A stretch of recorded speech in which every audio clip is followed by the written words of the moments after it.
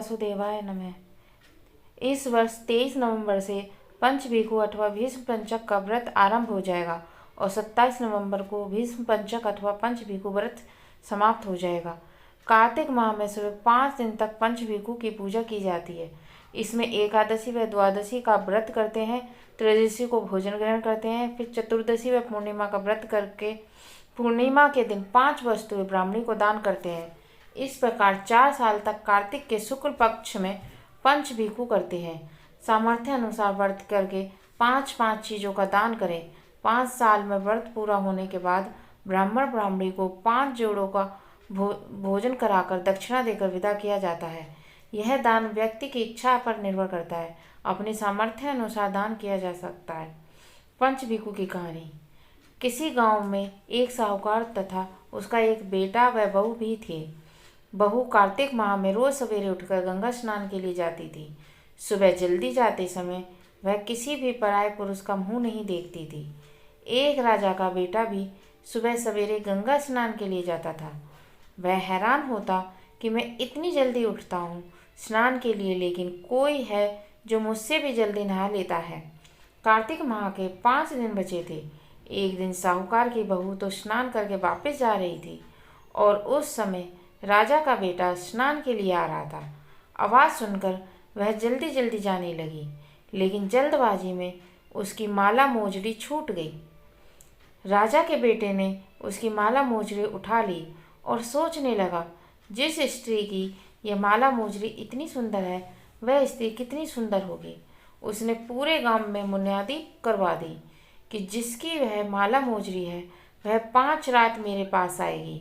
साहूकार के बेटे की बहू ने कहलवा दिया कि मैं 5 रात आऊँगी, लेकिन किसी को साख भरने बैठा देना। राजा के बेटे ने एक तोते को पिंजरे में बंद कर गंगा किनारे पेड़ पर टांग दिया। बहू सुबह के समय आई, पहली पैड़ी पर पैर रखा और बोली, हे कार्तिक के ठाकुर राई दामोदर, 5 पांडु छठे नारायण, भीकम राजा, उस पापी को नींद आ जाए। राजा के बेटे को नींद आ गई।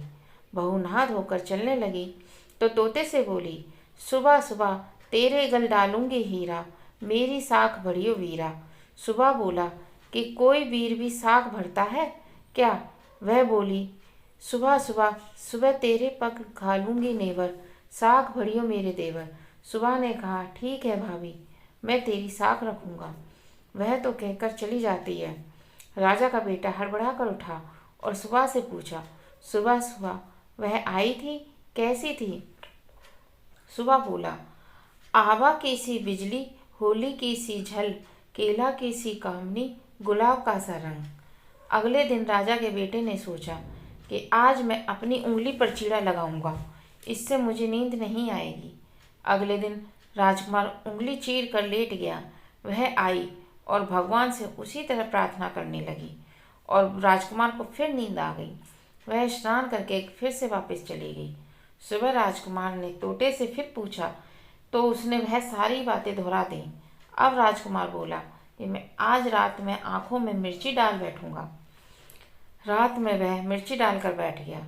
बहू फिर आई और प्रार्थना की, जिससे उसे फिर नींद आ गई। राजकुमार ने तोते से बहू के आने की बात पूछी। उसने फिर बता दी। राजकुमार फिर सोचने लगा कि आज मैं बिना बिस्तर के ही बैठूंगा और रात को बिना बिस्तर के ही बैठ गया। जब वह स्नान करने आई तो उसने फिर से भगवान से प्रार्थना की और राजकुमार को नींद आ गई। जब वह नहाकर जाने लगी तो आंखें बंद करके चली गई। राजकुमार जब उठा तो वह जा चुकी थी। राजकुमार फिर सोच में पड़ गया और सोचने लगा कि आज मैं अंगीठी जलाकर बैठूंगा, जिससे नींद नहीं आएगी। फिर वह रात को अंगूठी रख कर बैठ गया। साहूकार की बहू आई और वह भगवान से प्रार्थना करने लगी कि आपने 4 रातें तो निकाल ली, अब यह रात और निकाल दो। भगवान ने उसकी बात रख ली और राजकुमार को नींद आ गई। जब वह नहाकर जाने लगी तो तोते से बोली, इस पापी को कह देना कि 5 रातें पूरी हो चुकी हैं, वह मेरी मोतियों की माला मेरे घर भिजवा दे। सुबह राजकुमार की आँख खुली तो उसने तोते से पूछा, क्या वह आई थी? तो तोते ने कहा, हाँ वह आई थी और उसने अपनी माला मंगवाई है।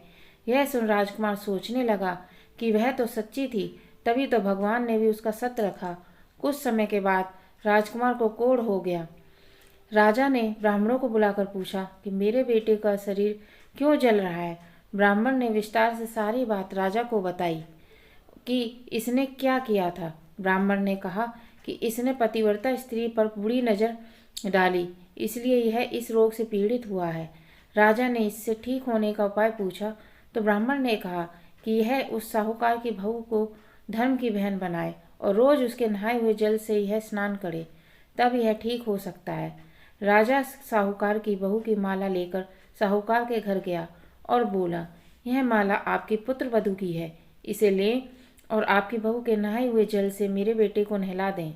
साहूकार बोला कि यह वह तो किसी पराये पुरुष का मुंह तक नहीं देखती, आप उसे इस नाली पर बिठा दीजिए। जब वह ऊपर नहाएगी तब नीचे इस नाली के पानी से आपका पुत्र नहा लेगा। राजकुमार ने ऐसा ही किया और कुछ समय बाद उसका शरीर चंदन सा हो गया।